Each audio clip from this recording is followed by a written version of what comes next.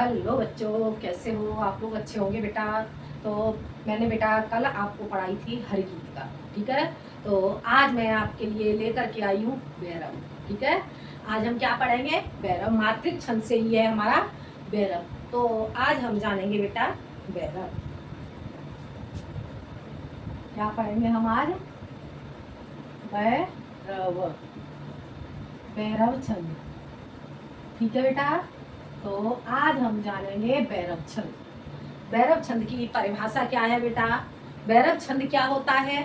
भैरव छंद भी एक अर्ध सम्मात्रिक छंद है। भैरव छंद एक अर्ध सम्मात्रिक छंद है। इसके भी 4 चरण होते हैं। इसके प्रथम व तृतीय चरण में 12 मात्राएं तथा द्वितीय और चतुर्थ चरण में 7 मात्राएं होती हैं। क्या है बेटा? भैरव के प्रथम व तृतीय चरण में 12 मात्राएं, द्वितीय व चतुर्थ चरण में 7 मात्राएं होती हैं। ठीक है बेटा। तो अब हम जानेंगे भैरव की परिभाषा। भैरव की परिभाषा क्या होती है बेटा? देखते हैं भैरव की परिभाषा। परिभाषा परिभाषा क्या होती है बेटा भैरव की? भैरव भैरव एक अर्ध सम्मात्रिक अर्ध सममात्रिक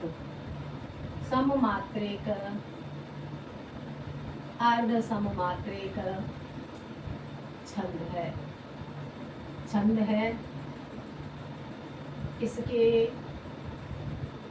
इसके 4 चरण होते हैं। इसके 4 चरण होते हैं बेटा। इसके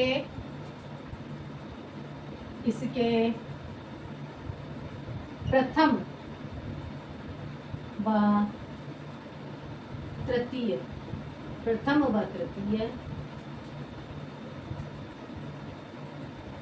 चरण में 12 मात्राएं तथा द्वितीय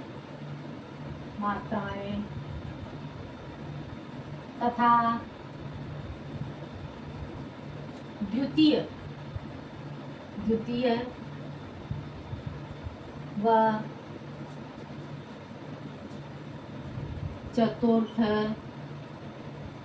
चतुर्थ चरण में 7 मात्राएं होती हैं। ठीक है बेटा। क्या हो गया भैरव? भैरव एक अर्ध सम्मात्रिक छंद है। इसके 4 चरण होते हैं। इसके प्रथम व तृतीय चरण में 12 मात्राएं तथा द्वितीय व चतुर्थ चरण में 7 मात्राएं होती हैं। ठीक है बेटा। तो ये होता है हमारा भैरव। अब हम जानेंगे इसके बाद भैरव का उदाहरण क्या होगा बेटा? भैरव का उदाहरण। ठीक है बेटा। अब हम जानेंगे इसका उदाहरण क्या होगा बेटा इसका? बोलो शब्द तोलकर बने सुजान। बोलो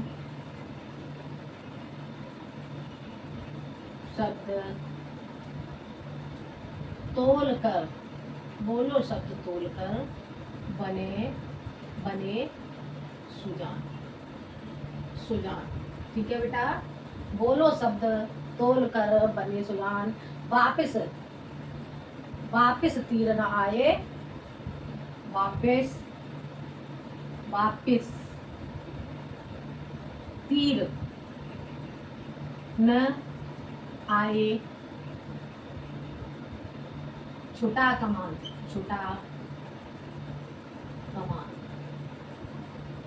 ठीक है बेटा।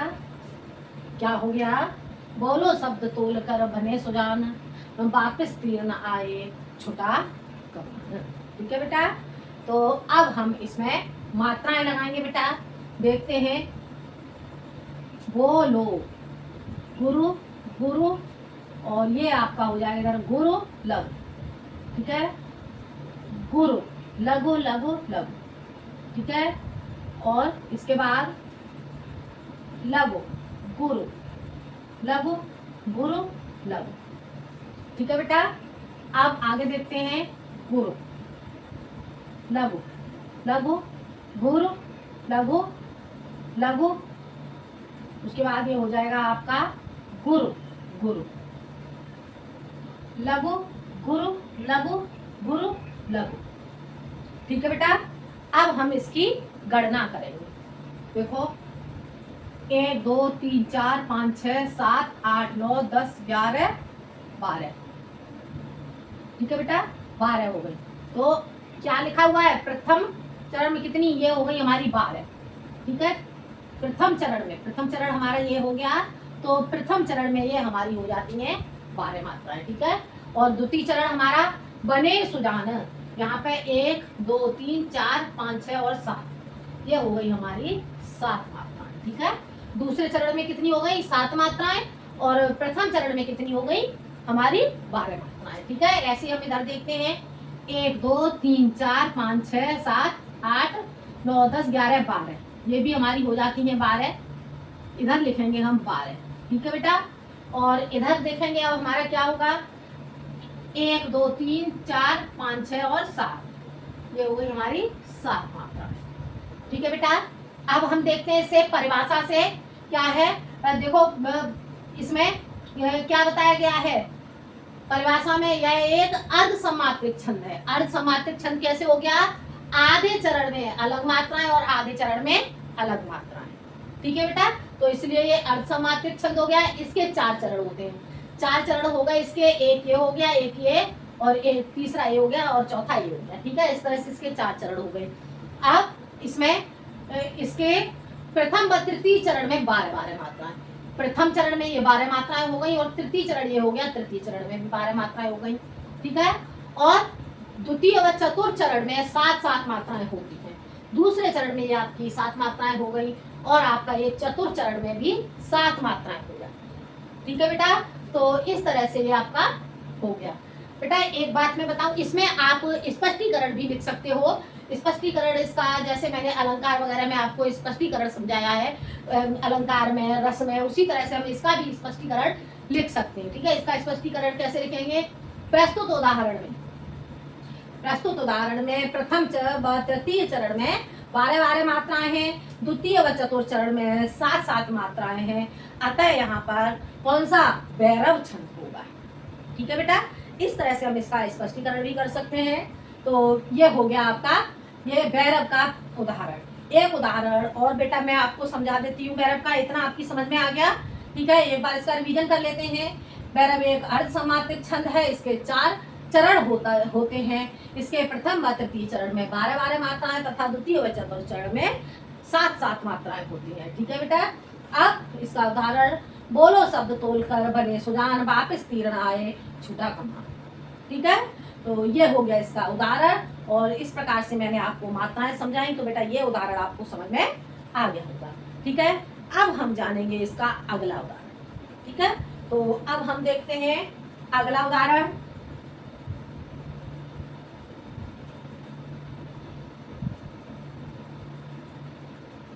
अगला उदाहरण जानेंगे बेटा हम, देखते हैं वाम अंग शिव सोवत, वाम अंग शिव शोभित, शोभित, वाम अंग शिव शोभित, और क्या हो जाएगा, शिवा उदार, शिवा उदार, वाम अंग शिव शोभित और शिवा उदार, शरद सुवासिद में जनो, शरद